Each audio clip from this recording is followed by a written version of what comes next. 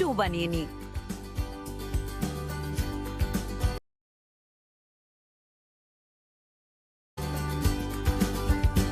এটা কিছুক্ষণ থাকুক, ততক্ষণ আমি আপনাদের বলে দিই এটা কেন ভালোবাসি। এই ডিশটা তৈরি করার প্রসেসটা ভীষণ সুন্দর।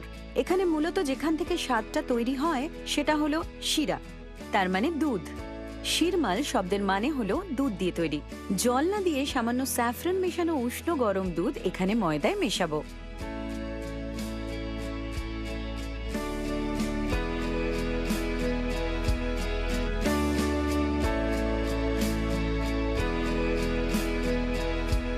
আসলে ইরানের এই ডিশ ভারতের মানুষ খেতে খুব ভালোবাসেন, যা বিশেষত তৈরি হয় দেশি ঘি দিয়ে।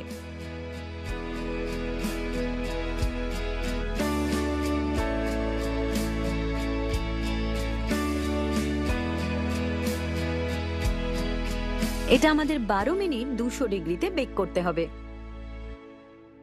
যেহেতু ডিশটা খুব মুচমুচে হয়, এটাকে অনেক সময় ইন্ডিয়ান ডেনিশ পেস্ট্রি বলা হয়।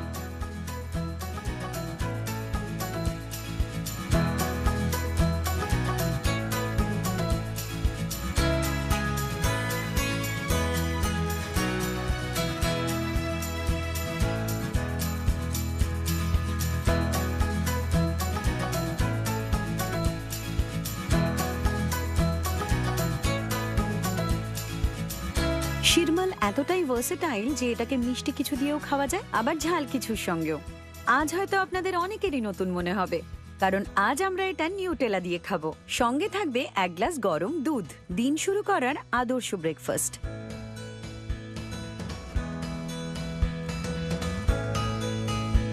গোটা দেশ জুড়ে আমাদের এই যাত্রা চলতেই থাকবে।